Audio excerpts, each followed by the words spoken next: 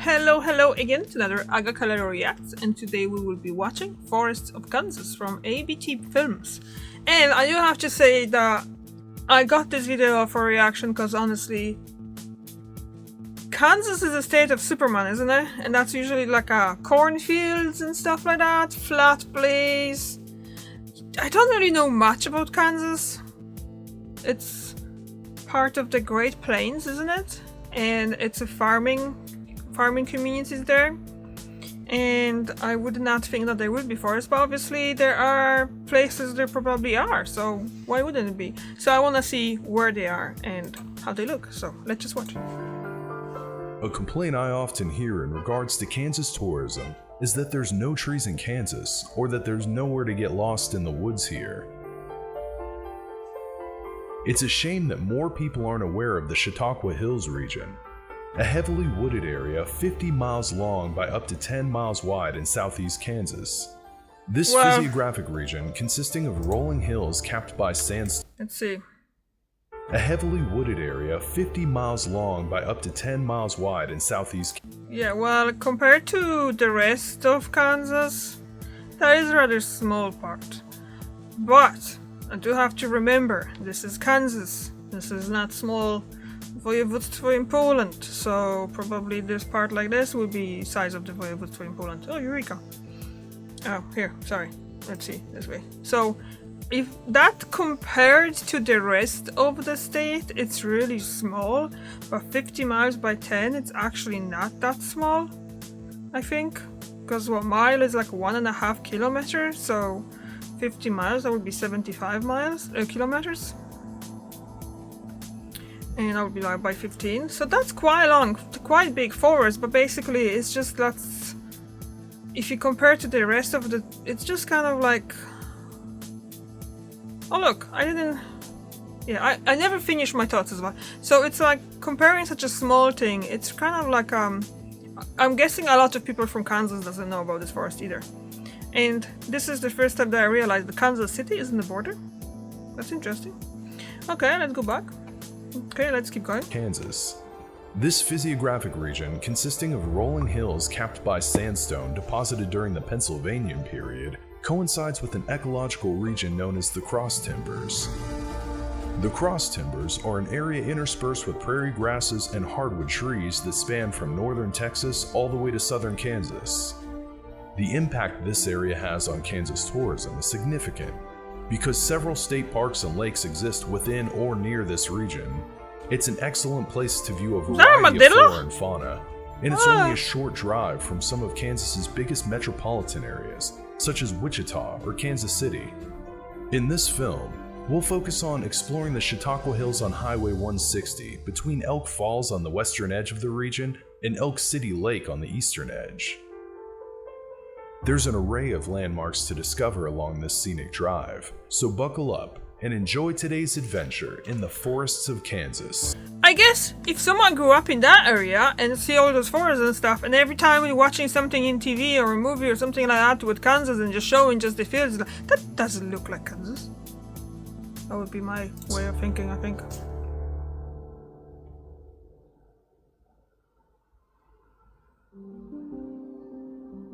I'm a real estate photographer by trade, and this profession has given me a unique opportunity to see parts of the state often unseen in the average person's commute.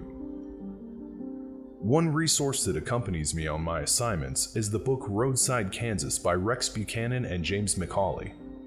This book, which is a traveler's guide to Kansas geology and landmarks, is somewhat the inspiration to this film's itinerary, and I'll be referencing it throughout the film. The first destination on this trip across the Chautauqua Hills on Highway 160 is Elk Falls, a 10-foot high, 100-foot long natural waterfall on the Elk River that has long been a landmark in the area. According to Roadside Kansas, Elk Falls drops over a projecting ledge of Elgin sandstone. The falls can easily be observed from the Iron Truss Bridge that spans Elk River in close vicinity to the falls. In pioneer days, before the construction of bridges, Wagons and carriages would use crossings with rocky bottoms, like at Elk Falls, to ford rivers, since a loaded wagon could easily become mired down in the wall mud. In there, is it? During drier times, Elk Falls peacefully descends over its sandstone ledge, but after heavy rainfall, the cascade transforms into a raging, dangerous scene, barely recognizable as a waterfall, as torrents of water rush past the protruding edge as if it's barely an obstacle. The water should be avoided when the river is high like this, because there are a myriad of dangers, including deadly currents and fast-moving debris that could make wading extremely perilous.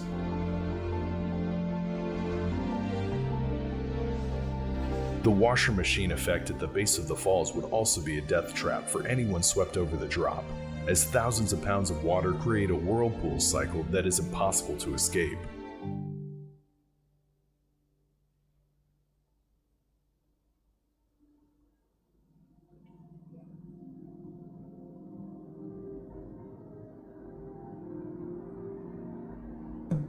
Beyond Elk Falls, east of Highway 160, is the town of Oak Valley, which is nestled at the foot of a timber-covered rise in the heart of the Chautauqua Hills. The hill is capped by sandstone, like many of the other hills in this region, but the forest is so dense it's difficult to make that observation unless one can peer down from above into these tiny windows in the canopy.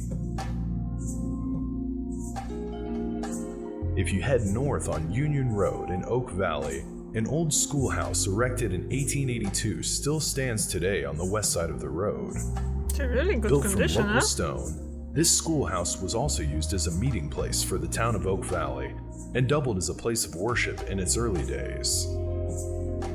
Further up the road, you ascend into a forest comprised mostly of oak trees, from which the town Oak Valley gets its name. I had the privilege of capturing some of this forest while on assignment for a real estate shoot, and was fascinated to find sandstone boulders and rocky creeks among the thick stands of blackjack oaks and post oaks. According to Roadside Kansas, the sandstone atop this hill is Tonganoxie sandstone. This sandstone is similar to the Ireland sandstone member, which can be seen exposed a few miles to the west. Both sandstone members are sandy deposits that filled a large, ancient valley during the Pennsylvanian period. The Pennsylvanian period, it just doesn't ring true to me. The hill system. Let me just say, I have to Google that because I'll be thinking about it since I was thinking about it since he actually mentioned it first. So, Pennsylvanian period. I don't think that's how you're pronouncing, is it? I don't think that's right. I don't think that's something called Pennsylvania, isn't it?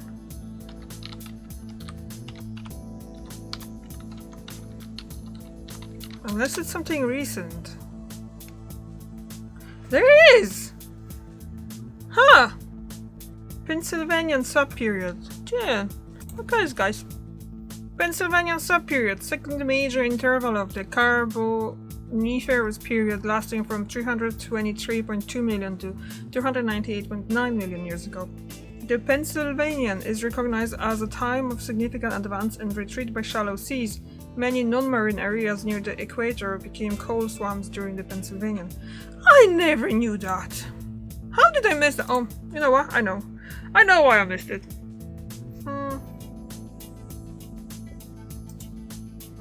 Let's see this.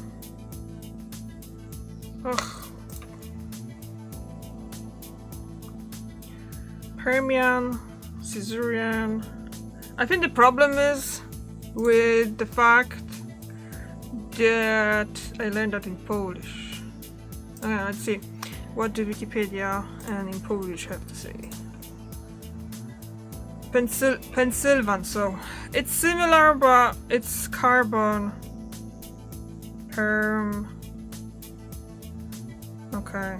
I don't think they were teaching us that. So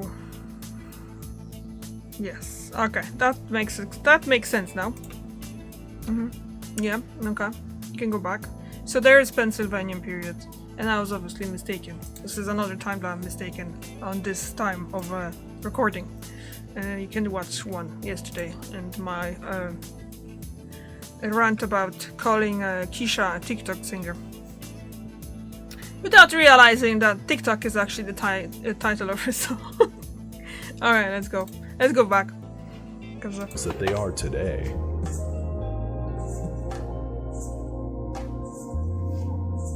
Another example of Tonganoxie sandstone can be seen capping a large hill east of Oak Valley along Highway 160. According to Roadside Kansas, the elevation at the top of this hill is 1,070 feet, compared to the 850 feet along Highway 160. Unlike the hill in Oak Valley, this hill is bare on top, revealing the sandstone outcroppings. The Tonganoxie sandstone gets its name from a small town in Leavenworth, where this member was first documented.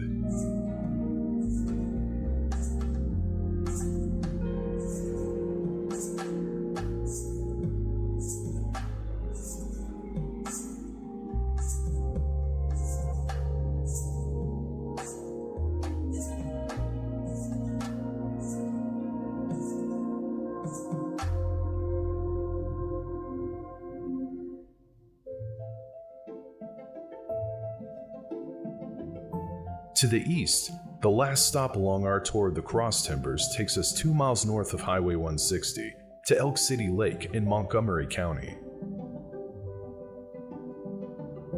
Dense oak and hickory woodlands meet rolling meadows, bluestem, and Indian grass at this striking 857-acre park, located on the east shore of the 4,500-acre Elk City Reservoir, with 2,000 acres of wildlife area nearby. Elk City State Park offers a quiet, family-oriented getaway. The compact park allows quick and easy access to features like boat ramps, a swim beach, camping, playgrounds. The only thing what I have to say is it would be much nicer if that would be filmed either spring, summer, or maybe fall when that all colors up. Because this is obviously kind of like a late fall when all the leaves are gone, and winter time when there's no snow. Well, Kansas probably have snow as well, isn't it? I'm just rambling now. And hiking trails. The lake area offers picturesque views ranging from open prairie to wooded hills and limestone bluffs. According to Roadside Kansas, Table Mound on the east side of the lake is at an elevation of 1,000 feet and is capped by Stanton limestone. A scenic overlook is perched on the north side of the lake, offering stunning views of the surrounding landscape. Trail systems are also scattered throughout this area, including an easy trail on Table Mound near the scenic overlook called the Post Oak Self-Guided Trail. This short loop is located on the top of Table Mound and is a relatively easy hike. The old-growth forest setting that this trail winds through is a great representation of the Cross Timbers region. A wide variety of tree species can be found here, with many specimens being well over 200 years in age.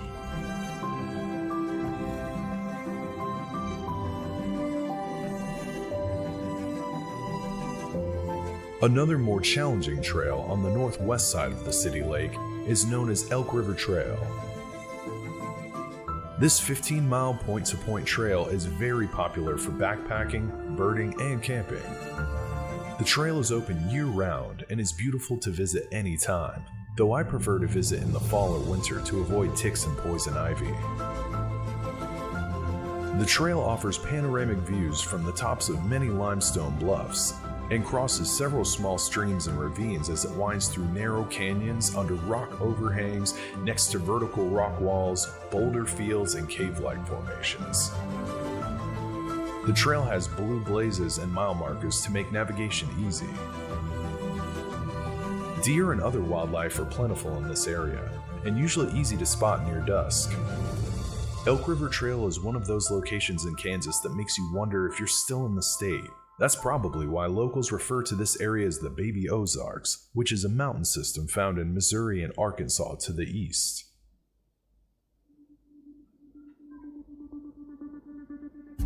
Thank you so much for accompanying me on this trip. The Cross Timbers is a vast area, and we'll definitely do more films highlighting different parts of this region. So if this film was of interest to you, please stay tuned for more just like it. If you'd like to support my channel, please follow Apt Films on Patreon.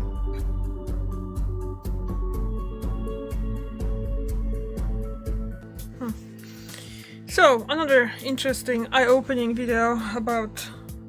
I guess this is kind of like the one that you assume something about one place, but it's gonna just break your... what is it? Stereotype, isn't it? And that's what happened here, because I never knew about any forest in Kansas. I always was thinking they just fields and fields upon fields, running by the fields and the roads, and that's all. Yeah. Alright, thank you very much for watching, and I see you tomorrow. Bye!